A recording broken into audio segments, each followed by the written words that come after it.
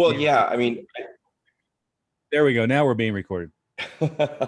well, yeah, and to add on to what you're saying, I mean, what we've talked to in the last even couple months, hundreds of advisors, and we keep getting asked the same question about marketing. Well, what's the one thing that we should do?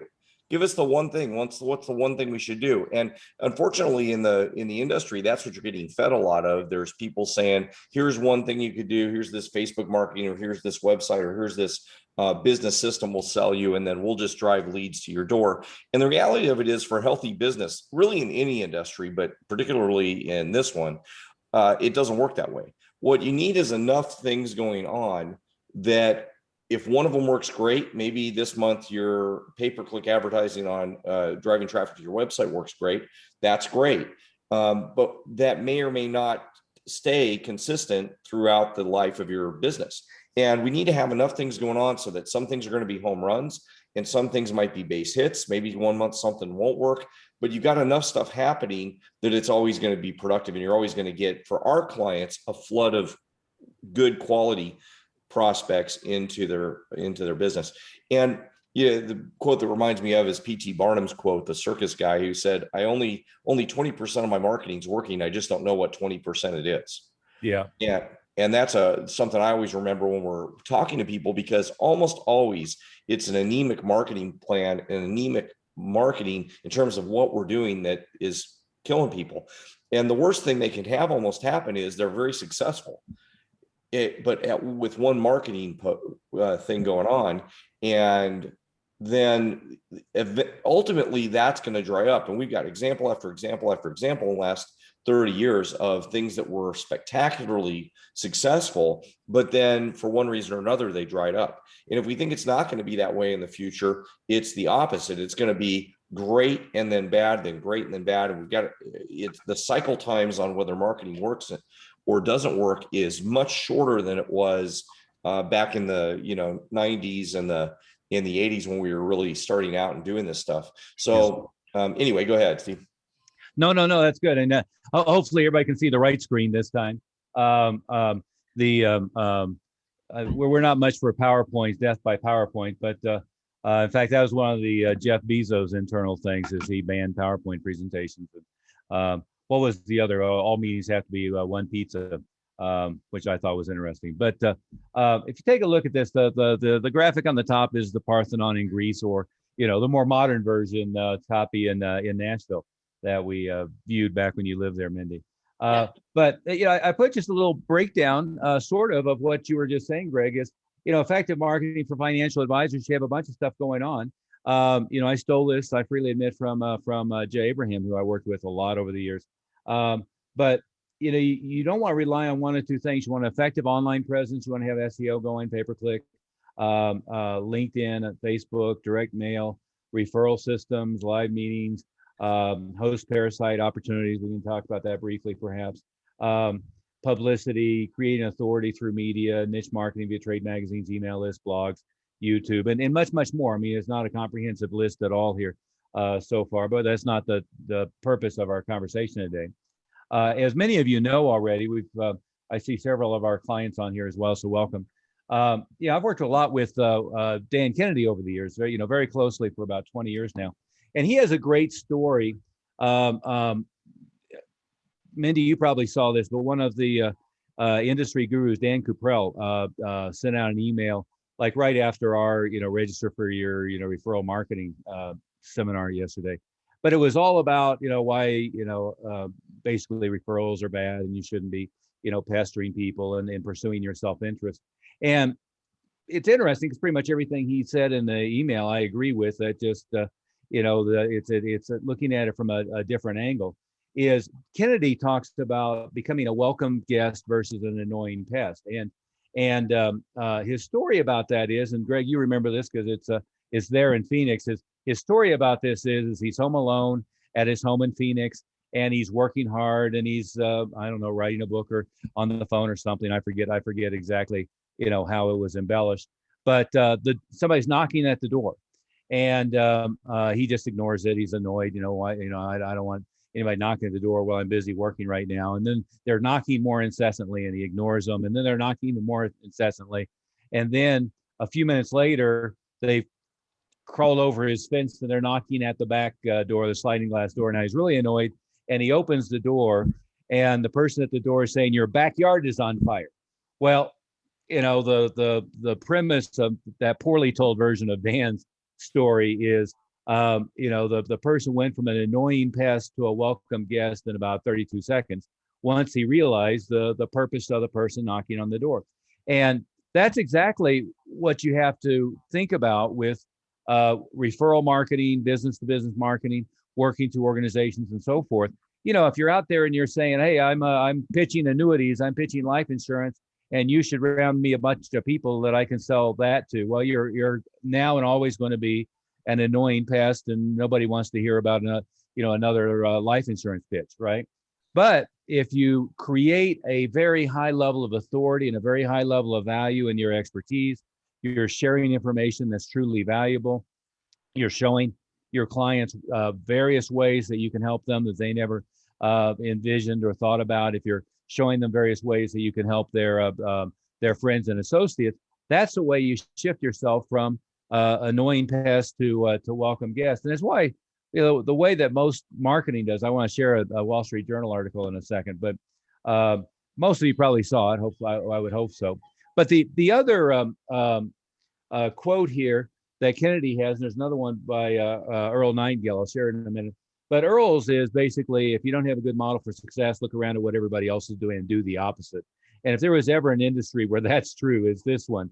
It's just amazing what blinders and limited thinking there are in this industry. But Kennedy's quote is that almost all businesses, almost all niches, industries, doesn't matter whether it's the guy who runs the dry cleaner down the street, in our case, martial arts schools of all things, or financial advisors. Mostly what they do is they look around at what everybody else is doing and do that.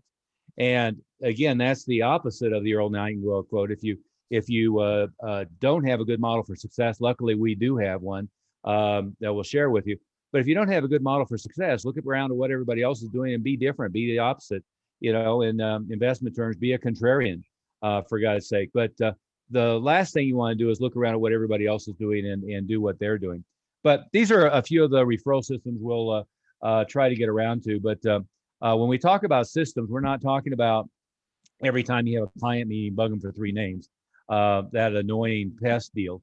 What we are talking about is having various systems that work effectively and are going to make things more effective for you. And we'll come back to every one of these. But let me quickly share that Wall Street Journal article. Go ahead. While you're doing that, I was going to follow up with we hear a lot of people trying to build their circle of influence and getting accountants or other people to refer to them. And if you think that sounded like an annoying pest, the way we presented it, if you were bugging your clients, imagine how it's going to sound if the accountant that you're trying to work with to refer business to you does it. They're probably going to be one step worse than you. Yeah. They're not going to be one step better. And typically that's a very low level of productivity. It's something you should do, but we've got some ways you can suit that up and make it work a lot better. Oh yeah, absolutely. But here's the article. If you missed it, it was on the cover of the second section. Remind myself what that's called, business and finance section, Tuesday, May 25th. And if you don't pay attention to all of the industry media, and I certainly would consider, this is not a advisor trade magazine, but it certainly is industry media. You really should be paying attention.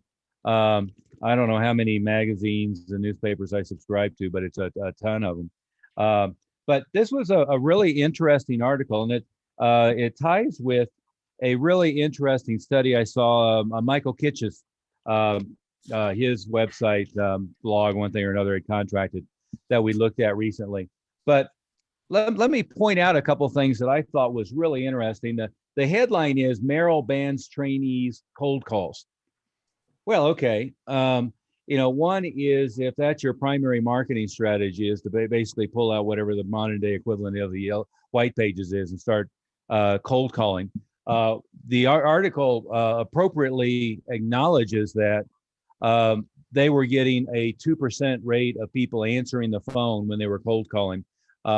And basically, if you're cold calling to people who have no idea who you are you an annoying pest or are you a welcome guest? well, obviously you're an annoying pest. And in fact, iPhone really did me a service, and all of us, not not a great service for those doing outbound cold calls. But my phone doesn't even ring if it's somebody who's not in my contact record, which is why we work on getting a V card, aka contact record, into everybody's phone that we come in contact with. But one thing it says, which is something I've been saying forever, and it's not like it was a great insight. One thing this article says is that their failure rate in their trainee program was incredibly high, right? And the other thing is that the vast majority of trainees who were successful were people who came into Merrill already with a big circle of friends and associates that they were going to pitch all of their friends. Now, what that reminds me of, if you're not familiar, the door-to-door vacuum companies, the guys who were selling whatever the brands were, door-to-door, Hoover, or whatever. What they would do is they would run cattle call ads, meaning a whole bunch of people show up at one time for an interview. Basically, they would tell everybody, here's what we do. We sell vacuum cleaners door to door. You sell it for $800 and you get 300 or whatever it might be. And they put a vacuum in their hand and basically go send them home to pitch their mom and their aunt and their uncle and their next door neighbor.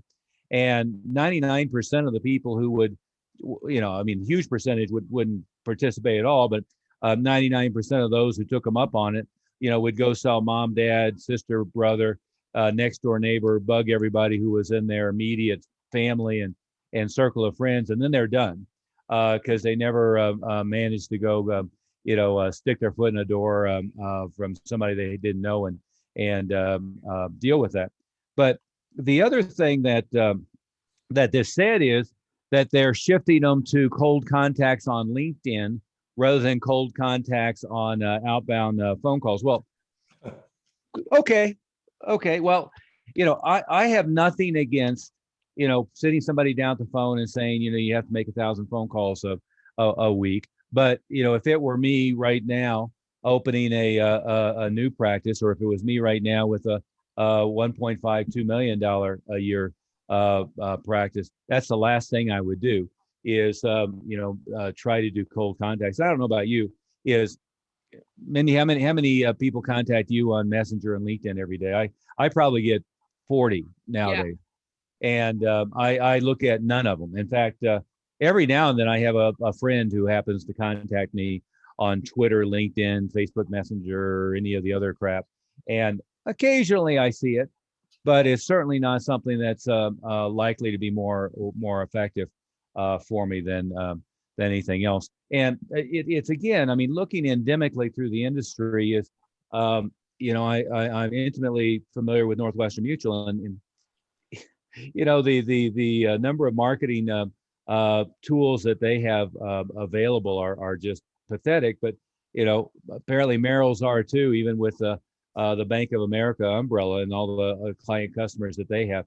So it's why we have to shift and recognize the best thing I ever did in any of the businesses that I own, going back to the martial arts schools, is 85 or 90% of the marketing things that I did very successfully always came from outside my industry.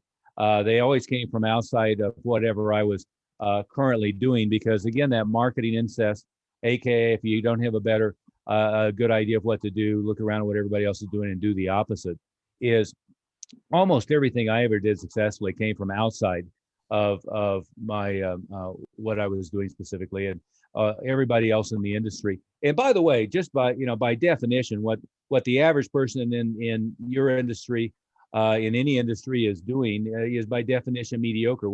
Where hopefully you want to be, or you probably wouldn't be here today, is you want to be in the top 1%. Worst case in the top 10%. You don't want to be doing what the average person is doing, because the average person is by definition, the mediocre majority. Anything to add to that, Mindi or Greg, before we move on into our primary topic? Yeah, it's critical that you are different from everybody else. It's not just what you said, that you're doing the marketing different, that you have. And what we're trying to work with our clients on is making sure that they, as a practice, end up looking differently, because there's too many equivalent looking choices to your clients.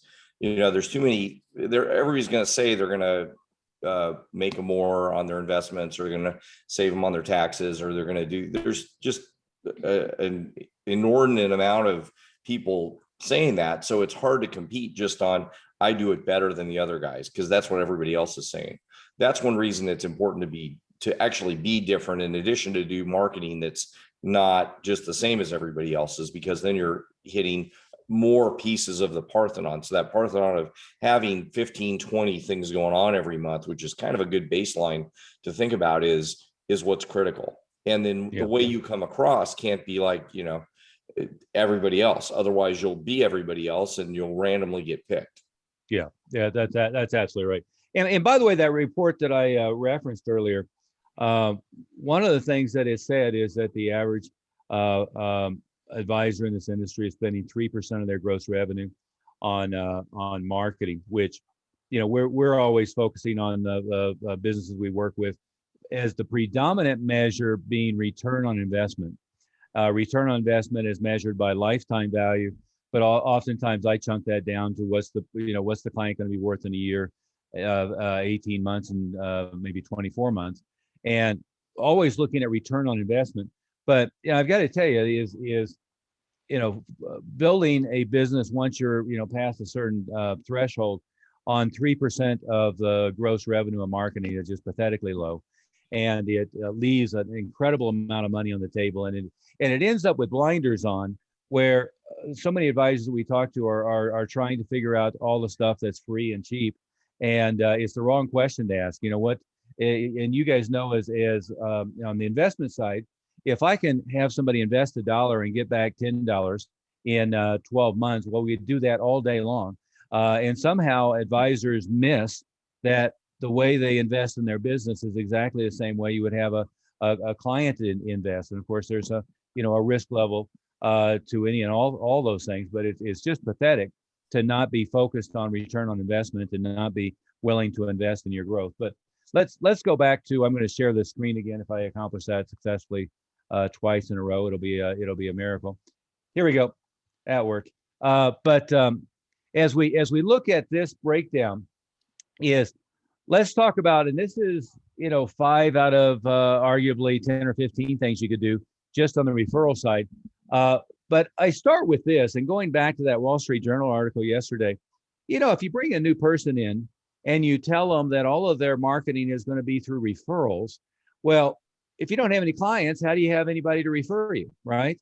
And that becomes back to the the idiot vacuum cleaner guy going door to door. Is it comes back to pitching mom and pitching your frat buddies, or pitching your bowling league or whatever it might be, which is not a very effective and successful way to build a business. I always look at for any of the practices that we work with, what is arguably critical mass, where you can really start getting referrals to kick in effectively. And my rule of thumb has always been about 100 clients. Now, you probably can get some real traffic if you have maybe 50 clients. But if you've got a handful of clients, in most cases, you're not going to get very much momentum going on referrals, or at least, maybe to clarify that, you're not going to get enough individual new clients from the existing clients in order to have any kind of accelerated growth pattern. That's where you need to have lots and lots and lots of other marketing out there.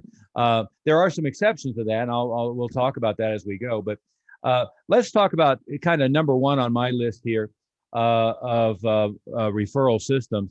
And this is where Mindi and Greg, you have a lot of expertise. I have a bit, is on having a book and or a well, for instance, let's say you did a book with 15 chapters. Each of the chapters can become a pass-along report, freestanding individually, and then you have the book. And I've worked with advisors where we actually have them doing a new book every quarter on different, slightly different or completely different subjects. And Greg, you have the Amazon. The average book size is, what'd you say, 30, 40 pages? 20 to 30 pages is the average. Number is the most sold books on Amazon are 20 to 30 pages. That doesn't mean that the guys getting rich being authors are writing 20 to 30 page books, but the purpose of those books is different. For you, the purpose is to help your marketing. So it's not about you being a best-selling author, although you can create that. You can do some things to create that. It's about this being a massive tool for your business.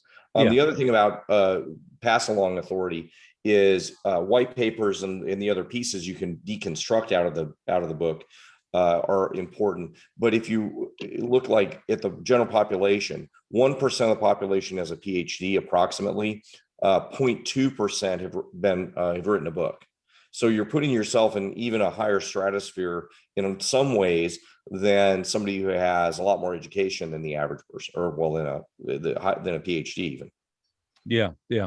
And from a referral standpoint, because that's our topic today, is the way that you generate client referrals is, and I heard somebody parrot the old insurance deal, which just, makes me a little nauseous. Mr. Prospect, I get paid, or Mr. Client, I get paid in two ways. I get paid with the, commissions you pay, and I also get paid with, you sending me additional clients. Well, that's very, one, it's centered on you. It's not centered on the client. Two, it's not terribly meaningful. And three, it's kind of stupid and cheesy. But where you generate client referrals from the standpoint of your client is telling their friends about you and about the value that you hold, is when you're creating real additional value, not only for the client, but for the friends that they're passing along information to. So, if I have a freestanding report on planning for college expenses and the 10 things you should know about grants, loans, tax consequences, and saving for and creating financial savings programs. If I had that report and it's substantive, which I'm hoping it would be, is, if every client had got 5 or 10 of those in the mail and said, I know that we've talked and this is something that you're focused on, or I know that we've talked and it's not on your radar right now, but you might have some friends and acquaintances that it is. I thought I'd pass along this. We just created this new report on this subject, thought it might be of value. Well, that's having a pass along item of value, which could be tied to a live meeting. We'll talk about that as well, but it could be tied to a live meeting in your conference room, a live meeting in a hotel meeting room, a live meeting at a restaurant, an interactive Zoom meeting like we're doing, a webinar, in any number of ways where the report could be tied to a live meeting. The report can be tied with a bounce back to drive that person back in. The report could be tied to a communication mechanism with the client of who they've passed it along to, perhaps, but it's creating value, and it's sharing credible, real information that would be valuable regardless of whether they become a client of yours. So that's one of the things that you want to be looking at with your clients is it's the way that you're a welcome guest. It's a way that you're sharing value for them and their clients. And see, to me, the two things that I don't want to be doing is I don't want to be bugging my clients for what 3 people should I go pitch today. So when I'm asking, for direct referrals, I want to be, pretty articulate and providing value for their friends and for their associates. But on the other side, what I want to do is I want to create an incredible positioning of authority for myself. I want to create a high level of perceived value in what I do. And I want to create tools, education, events, books, reports, white papers, or whatever you want to phrase it, that I can pass along to clients who can pass it along to their friends. And obviously there's a ton of other ways to use that. What would you add to that, Greg or Mindi? Well, what I'd also mention is to do these books that might seem, some people we talk to, they're saying, well, yeah, I've been trying to write a book. I've been doing that for the last 5 years. And that's because we haven't helped them with the process. Yep. This is something can be done in 60 days easily. 80% of business books or books written by business owners, whether they're about business or personal stuff, but 80% of books on Amazon that are from business owners are ghostwritten. So we can start with seed material that you have, and then do some, or recommend some companies that will turn that into something that is going to be a big piece. And that's just one piece of the marketing, but it builds authority and has a lot of it becomes a useful tool as well for referrals. Yeah. So if you want to do a lot of referral business, this to me is a no-brainer. You got to do this. Well, I think something too is not to overthink this process. You're already an expert on these topics that you're going to be talking to people about. So it's really just a matter of actually taking the time to sit down and get it out on paper. You're not writing the great American novel. This should be a pretty straightforward process. And again, as Greg said, that's something we can help you with. It's also not a thing to get hung up on as far as, wordsmithing as you go. Just get it down on paper, and then you can hire the people to clean it up, make it look pretty, make it sound, proper as far as, grammar, spelling, syntax, all those things. And then you're ready to go pretty quickly.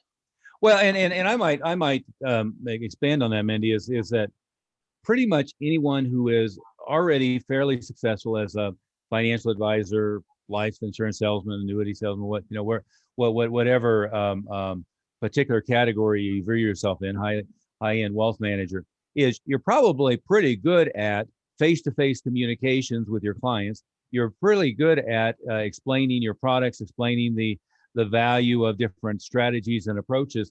And I usually start with clients of, let's do a Zoom meeting, or let's get out a video camera, or get out your iPhone and record it. And let's just, if nothing else, have a blow up or a cutout, person on the other side, and explain it to them, or, put a friend on a Zoom meeting and record it. I mentioned Peter, I've been working with now for 20 years. That's how I got him started on this stuff. Is, okay, Peter, at noon, we're going to do a 1 hour recording. Show up, here's a list of questions, and then we record it. Then we can get it transcribed. We can get the transcript cleaned up. That gives us a lot of content to begin with. Now we got a video and audio, a transcript, and then we can hand that off to, like you were saying, Greg, a ghostwriter who can turn a 1 hour transcript into a couple thousand page report more if they're going to embellish it. So all of a sudden it's a 1 hour process that can then be handed off to other people. And so it's in your voice, it's your explanation, and you don't have to get all hung up on the details. But see, once you have that, now I've got all kinds of tools. I've got a video that I can share with all my clients with an invitation to pass it along to their friends. I've got an audio. I could send them a CD. I can send them we have those business cards where you can burn video and audio. I could pass those along. I can pass along links to MP3s. I could pass it along as a podcast. I can do all kinds of stuff with that content. And again, what you say, that's where a lot of people get hung up, and they say, "Oh my goodness, I'm not good at writing." Well, okay, but you're already good at talking to people, right? Okay, well, just talk it. And I've seen people who've written 20 books with a little handheld digital recorder, or now the app on your iPhone, in their car. But I always I like video, so I'll plug somebody in on video. Mindi, you've done these a bunch of times, and Greg with me, it's just to have somebody to bounce it off of, and then I can just talk about a subject I already know, probably starting with an outline, and then just go for it. And all of a sudden you've got all of those pieces put together. Mindi, let's I want to give everybody a couple of examples, but let's take a parenthetical break here.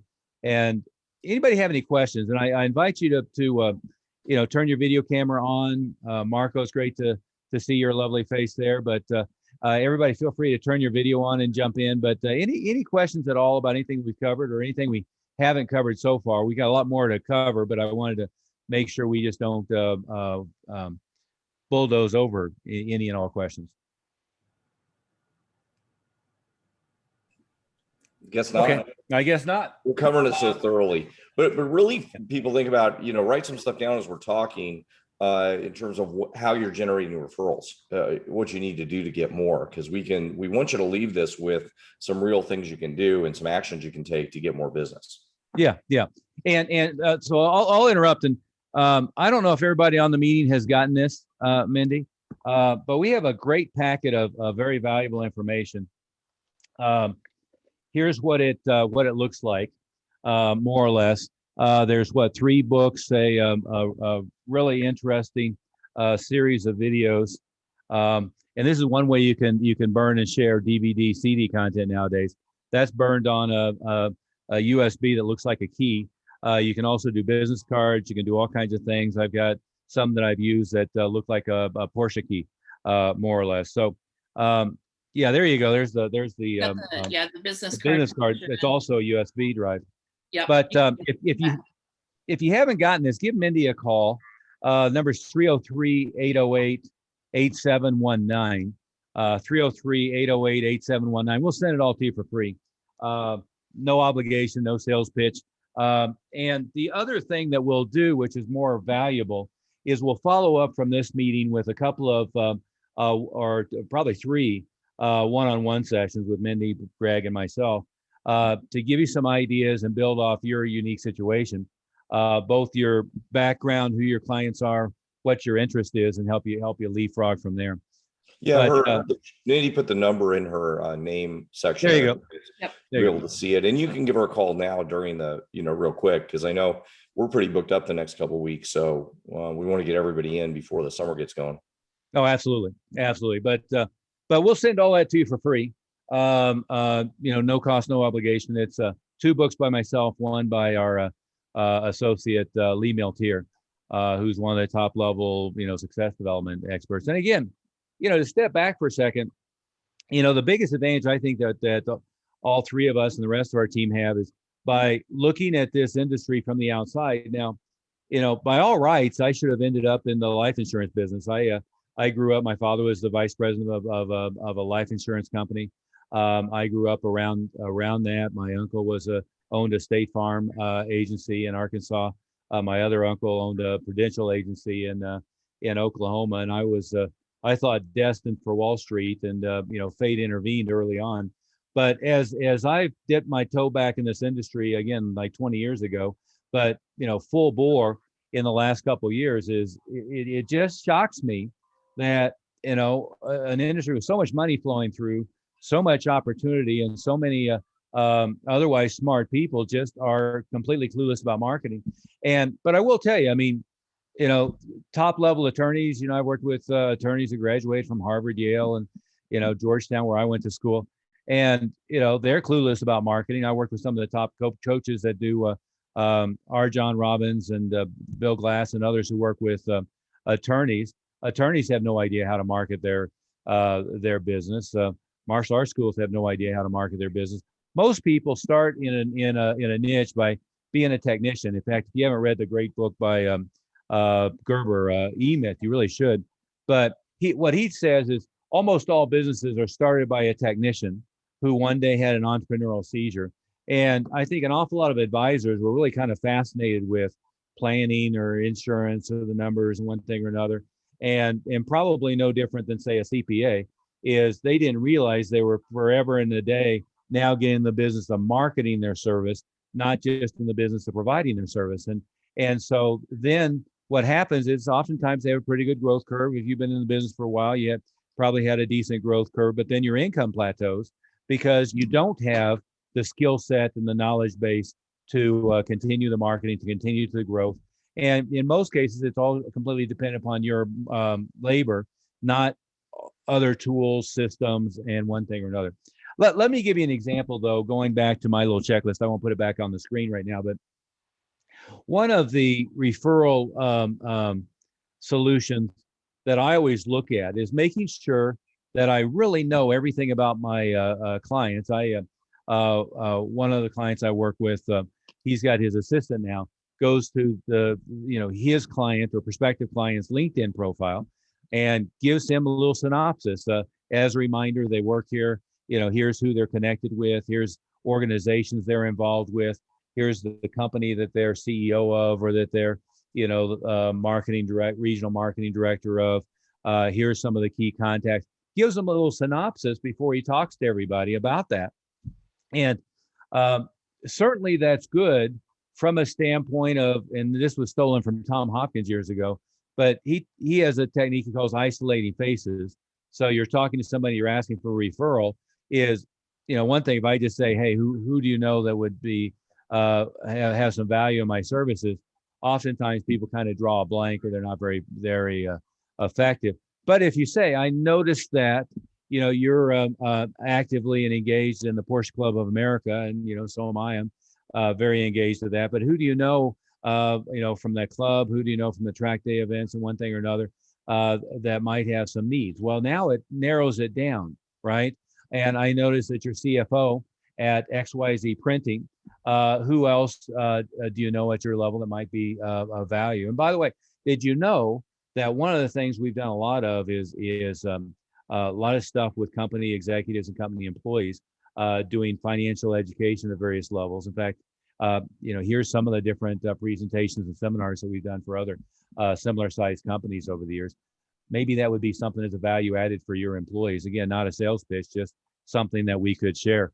Here's an example of that is last, what was it, Greg? Last Sunday. So a week ago, we did a similar thing where we went in and did a presentation to an organization's clients. And I don't know if you can see that, but that's a permission slip.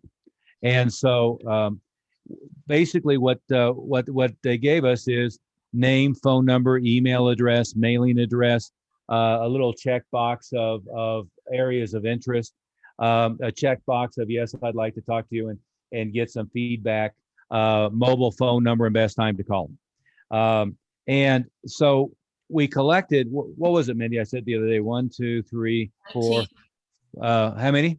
19. 19 very interested prospects for immediate follow-up, all of whom said, yes, I'd like to talk to you personally about these particular needs from one day. And in fact, it was from 90 minutes. So, there's a lot of opportunities to do that. In this case, it's what I'm talking about, which was a company bringing people in.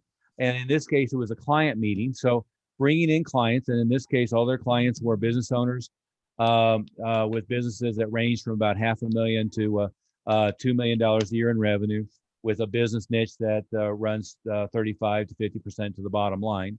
And so it was a very qualified group of people. And again, it was a 90-minute presentation organized through a company that was having a client meeting already. So it was a presentation to a client meeting. And in this case, I believe it was to 45 people, of which 19 of them, immediately had questions and filled out what we'd call a information sheet or a permission slip and a request for a meeting. So there's all kinds of stuff that you can do like that with your existing client base, but it doesn't happen if all you do is you pester your clients of, hey, who do you know that might be valuable? That might want my services. Who do you know that I could, pitch to? Well, that's not what anybody's interested in. But if I'm a business owner, I'm very interested in a financial literacy program for my employees. I'm very interested in a executive deferred compensation plan for my executives. I'm very interested in bringing together my top people to share some ideas and ways to develop from there. So there's all kinds of opportunities. And again, this is where you get powerful referral systems, not just maybe I got a small base of clients to begin with and I'm pastoring them all for who can you send me, but I'm creating authority. I'm creating pass along tools. I'm creating educational events. I'm really finding out who and what they are, presenting training opportunities and learning opportunities for their employees, their associates, their clients. All of that is extremely valuable. What would you add to that, Greg? Well, and sometimes even medium to larger companies would love to have a financial literacy program for their employees. And then you could do the same thing. That process we worked with Peter, he had the potential to get 100 prospects from that. And some of those won't be in his clientele because, or in his target market, because we've gotten him to the point he's like a top 0.1% at Northwest Mutual. So his practice is with higher income clients, but you could still use those leads and filter them out. And I'm sure he's got a lot of them that are going to be right up his alley and would like to change. And I don't know if you mentioned the statistic about what percentage of people are looking for a new advisor. Oh my goodness. Yeah. Yeah, that was a research. In fact, it was Northwest Mutual's internal thing. I forget what the number was. Wasn't it something like 50%? 60% of people that have an investment advisor are unhappy with them. And I think Unimpressed. yeah, half of those, so about 30% are actively looking for somebody new. So if you're in a room of 100 people, you got 60 of them that are likely to be interested in what you're talking about. And if you're an authority because you're helping that company, and again, this could be a pretty large company. I mean, we've had people that do this at 1,000 employee companies. We have people do presentations at big, large corporations, Motorola in Phoenix when it was really big, and GE, a lot of big companies. So that's an added value that companies are looking for, and that might be something that would be very productive for almost any of you guys. Well, as an example with my own business is, I ended up finding out that I had one client who was the human resource director for US West, which at the time was the largest employer in Colorado. It's since become CenturyLink and headquartered somewhere else. But they at the time had 45,000 employees mostly in the Denver metropolitan area. Well, once I figured out we had a C-level executive who was in charge of human resources, we ended up spinning that into every time they had a live event, we were there. We were able to do presentations to their executives. We were able to do payroll stuffers. We were able to do just a huge number of things. We ended up with the same thing with Coors, working with their executives and with their employees.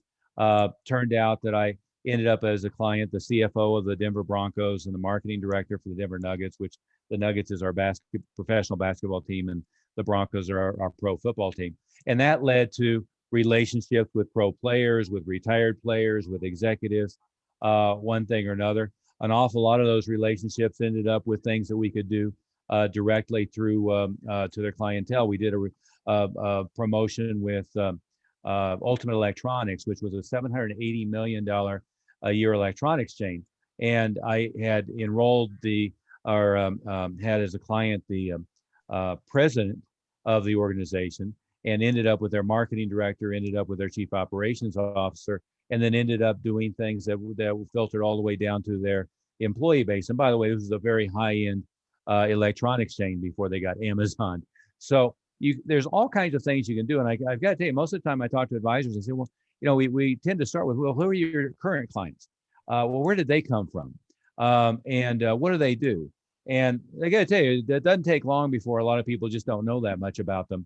What their background is, what their employment history is, where they, one thing or another. I mean, you would think you would have more information other than just how much they have in their IRA or 401k and, what their life insurance needs are. But you start asking more and more questions about your current clientele, and then that creates incredible opportunity. So it creates another advisor I was working with. He had what was the company, Mindi? A high-end electronic or tech company, Vonage or Qualcomm. But he already had several high-level executives in Qualcomm. Well, okay. Well, what are you doing with Qualcomm? Well, I've got 3 executives. Okay. Well, but what are you doing with them? Well, what do you mean? Well, okay. Well, they have how many employees in your city? How many employees do they have nationally? What would be the needs that they have for their employees? They have employee retention needs. There are areas you could fill there. They want to create education value outside of just the corporate stuff. What can you create there? I have another friend who was working with, interestingly, high-level companies that work in Korean companies. So he was working with human resources in Hyundai and Kia. And we ended up shifting that up where he was the guy working with all the C-suite executives for Hyundai, Kia, and then a whole bunch of other similar companies. Well, that all of a sudden positions yourself in a much different position with that company. And then it's the ultimate way to create a really incredible referral network is you get those other associates, you work through their business operation, and they perceive it all as high value. So you're not, again, in that annoying pest category, you're in that welcome guest situation. Mindi, you had our calendar pretty filled up. Anybody who does not yet have an appointment, we could go ahead and set a time now quickly before we hit the rest of our agenda for the day. Who do we already have an appointment with, or maybe a better question is who would you prefer to talk to? Yeah, let's see. Right now, it looks like everyone still on the call is new to us and doesn't have an appointment yet. Oh, okay. So, yeah. So we would be happy to go ahead and schedule that now. Looks like we lost Marco for a second, but Yeah. We just need to get your address so we can send you the box. Exactly. We can make sure that you get all of the stuff. It's gonna, could change your practice today.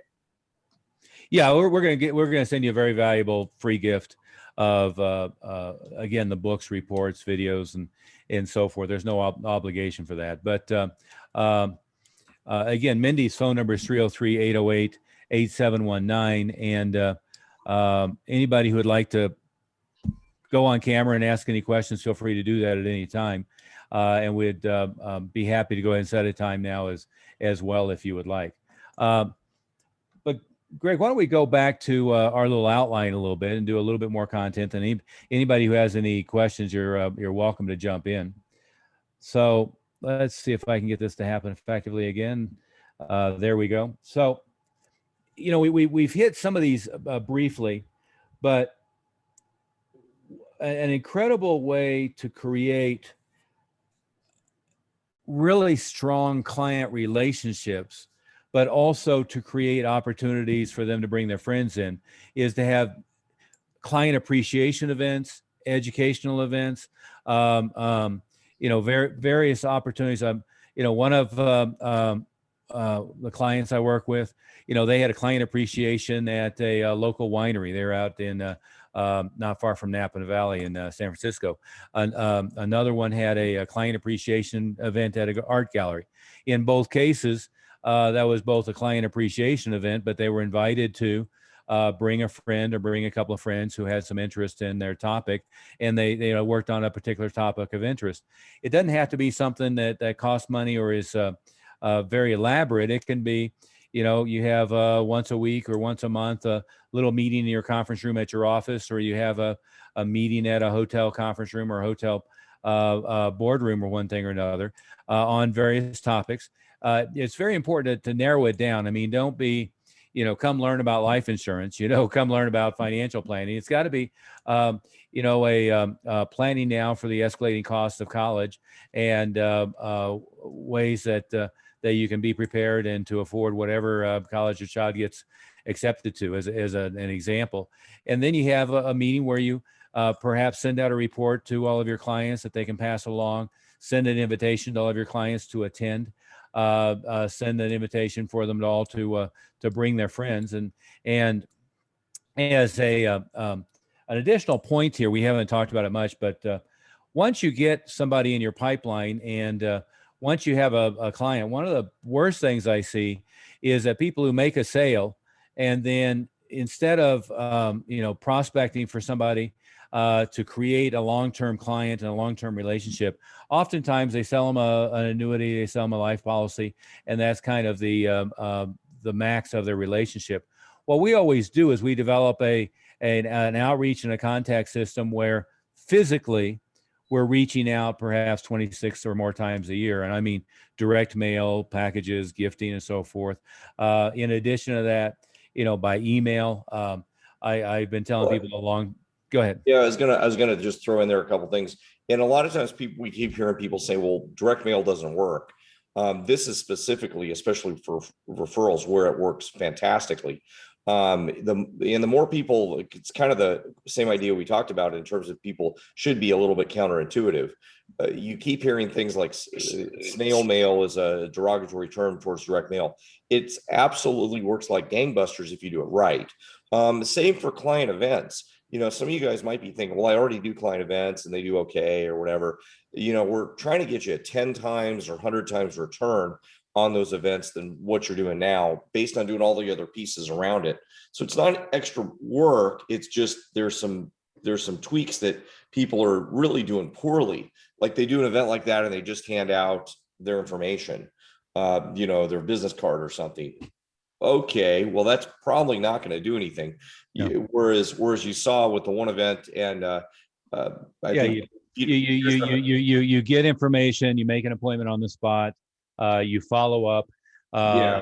by And it's not just sorry to interrupt you. It's not just information. We want them to actually set appointments right there. So while you're having a human interaction, you can have the human interaction of completing the appointment, which is where the ball gets dropped all the time. Well, I've got 50 leads or 100 leads. Well, how many actual appointments do you make? How many clients did you get from that? Oh, I got 4 appointments and I got 3 clients or 2 clients or 1 client. And that's just completely backwards thinking. The other thing I was going to say is right now, some of you guys might still have some restrictions. You can do this, or maybe you just don't want to do it by driving around, or maybe you want to expand your market out of state.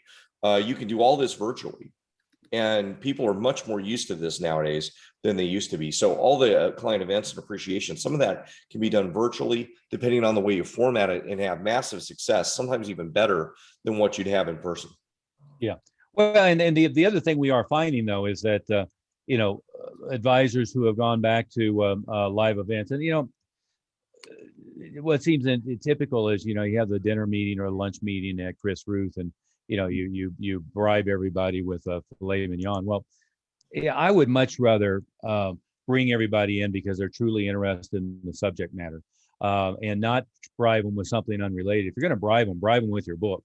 You get to come in for a free meeting, or even have a seat reservation free, and they get your book and they get a package of training materials. But what happens too many times, and that's again what gets missed, is you bring people in and really don't have much interest in the subject matter, because you're bribing them with something that's completely unrelated, and then you're what do a bunch of people call plate lickers? They're upset that they get plate lickers. Well, you get plate lickers because you're bribing them with a fillet rather than bribing them with valuable content, information, and support.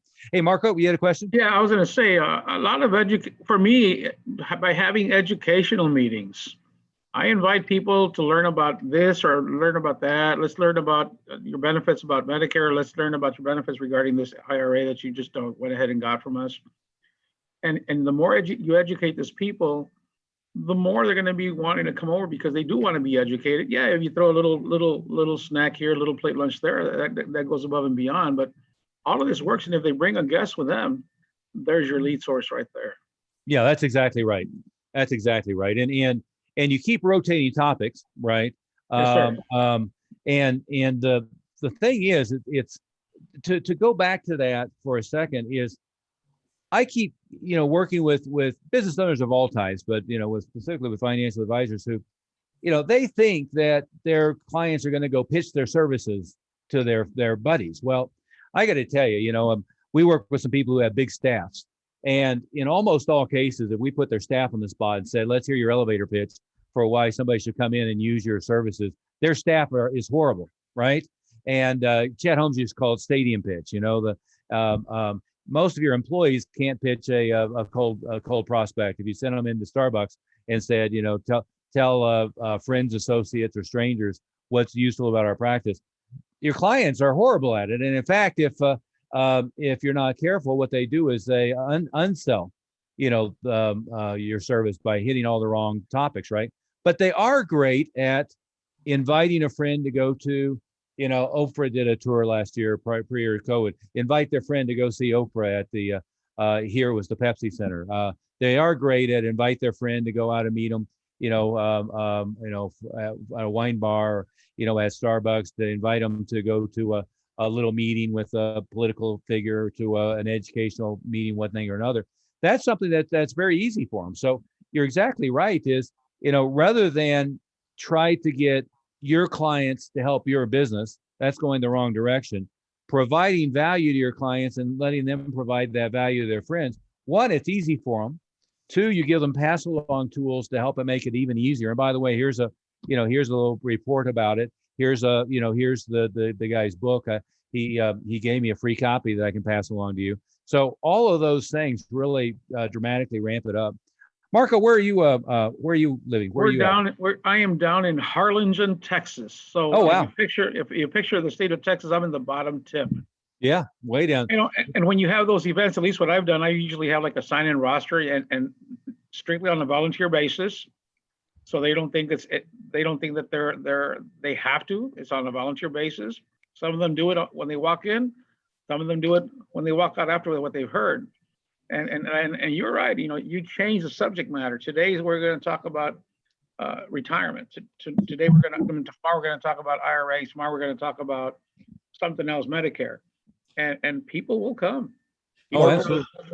Is there a reason for them to fill out the information and when they come in? That's just their name, and they're giving us, like Mr. Oliver said earlier, permission for us to give them a call back later.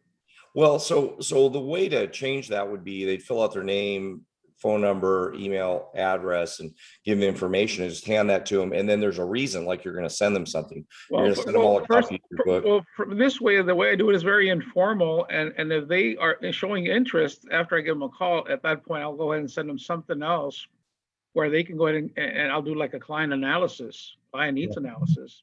Yeah. And at that point, depending on what their needs are, at that point, that's how I'm going to pursue that particular lead. Sure.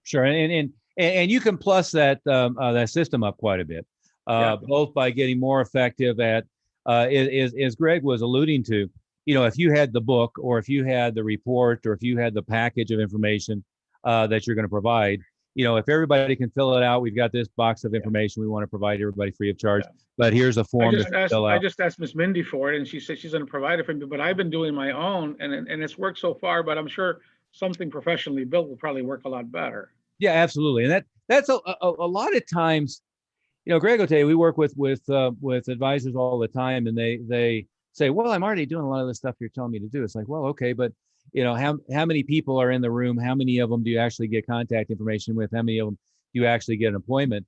And there's almost always 5 more things they could have done to plus up the number of people in the room, right? And there's 3 or 4 things, oftentimes a critical piece that's missing, to convert those people, again, without irritating their friends, without irritating them, I mean, very happily, to convert them into appointments that are likely to show up, right? And as we know, I mean, in that article addressed it, that one I showed in the Wall Street Journal, I'd recommend picking that up, or I think I posted it on our Facebook page. But as it points out, more and more, if your contact record isn't in their phone, people don't answer the phone for an unrecognized number. So just because they gave you a phone number doesn't mean that they're going to answer it. The answer rate has become very low. So one of the things we always try to do in first contact always is get our contact record in their phone. So in a live meeting, it could be, you know, everybody give me your cell phone number. I'm going to text you our contact information right now. Here's how you put it into your phone. Now, all of a sudden you're in there, right? On an online lead that comes in, we'll have automated a text that goes out and says, by the way, here's our contact information. Add this to your contacts. We'll email it out automatically as well. Another thing that I see happens a lot of times is just so much manual labor without having automated systems behind it to support, right? So like anybody who contacts us, you know, you can see all the steps if you go to Advisor Wealth Mastery. Anybody who opts in will get an immediate text, email, and outbound voicemail directly to their voicemail. Whoever's supposed to be making the outbound call, they'll get a text on their cell phone with a live number and details to make an outbound call. And then they'll be put into what would be called a sequential autoresponder sequence, where they're getting email, which is the least valuable, text messages, and direct mail, as well as then going into a retargeting sequence where they're getting followed on Facebook and followed on Google and all of their related properties, right? So if you think about those follow-up systems, it's continuing to follow up on somebody who's shown an interest, whether that's from a pay-per-click ad or from a referral, but in ways that's continuing to add value, right? Sending them additional content, sending them additional material, sending them, you know, nowadays we're building a lot of testimonial content since that's now, you know, coming along to be allowed. So building all that information as well. Marco, anything to add to that? Well, that was good feedback. No? Nope. Okay. No, okay. On that note, Mindi, your phone number is 303-808-8719. And I held it up a minute ago, but we'd like to send everybody at the very least this box of information, which includes 3 free books and a bunch of free videos and some other valuable material, and it also 2 pretty good reports. One of them is 10 things you must do to thrive as a financial advisor, and 10 a financial advisor's social media checklist. And again, my admonition would be, number 1, look around what everybody else is doing and do the opposite. Number 2 is, take advice and take vision from people who haven't been stuck in the industry for years and have a narrow tunnel vision of what's possible.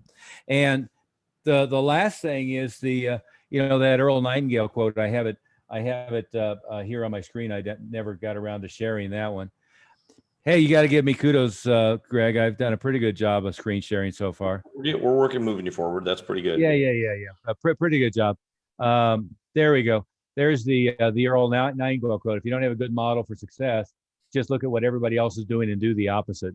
And, I think that so much applies to this industry is, I've been not too charitable about, describing, using a term I stole from Steve Jobs, bozo explosion. There's absolutely a bozo explosion of consultants in every industry, and probably more so in this one than in most. And most of it is, one of 2 things. It's a one-trick pony. Somebody who happens to be good at Facebook, or happens to be good at LinkedIn, or happens to be good at, email marketing or something.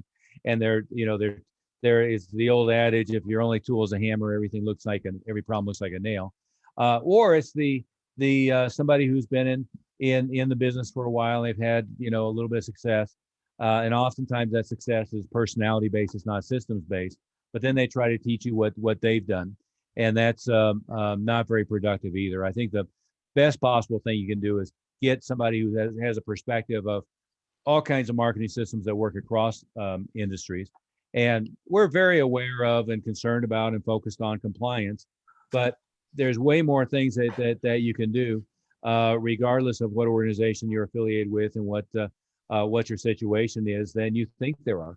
And there's way more things that you should be doing, I'm sure, than you are, and a lot of them that could use quite a bit of additional development.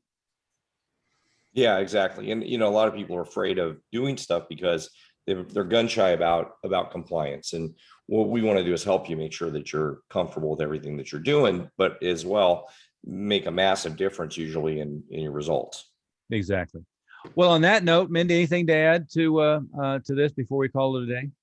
No, I think we're in good shape. Yeah, make sure you call Mindi though, 303-808-8719. That was 303 at the beginning, if I stuttered on that, 808-8719. So we can send you the stuff and make sure you have everything. Just that social media checklist will make a massive difference today or as soon as you get that in the mail. Yeah. And certainly one of the things that we're experts at, and it's coming down the pipeline, is getting good at testimonial content and referrals and networking based on that. And it's not there yet, and I think everybody in the industry is a little scared about that becoming a new rule that's useful. But we're right on top of that and a number of other things as well. Marco, thank you for your contribution. That was wonderful from the hot end of Texas. And I've been in Texas a lot recently, but I haven't been down that far south. I've had to be in and out of Dallas for birthday parties and funerals. I'm trying to make it from more birthday parties and fewer funerals. Well, but we're 8 hours south of Dallas. Yeah. I have a lot of friends in Dallas and Houston. Chuck Norris is a friend of mine, and all of the martial arts guys associated with him are all of my old friends. So I was just at 2 funerals with Chuck, and with mutual friends, and then a birthday party with a mutual friend, and made a commitment to go to more birthday parties and fewer funerals. Yeah. Well, thank you very much. Okay. Thank you very much for allowing me to be here with you all today. Oh, absolutely. Thank you for your contribution. And thanks to everybody else. And any questions you have, we're happy to answer anything at all. Give Mindi a call, 303-808-8719, and we'll go through all that. Thank you. Everyone. Thanks, Well, everybody. Be safe and be blessed. Bye-bye. Thank you. You too. Bye-bye, Mindy. Bye-bye. Bye-bye, Greg. Hi, Marco. And then let me, Stop the recording here. Bye, yeah. everybody. Bye, Gail, and C and Jeffrey.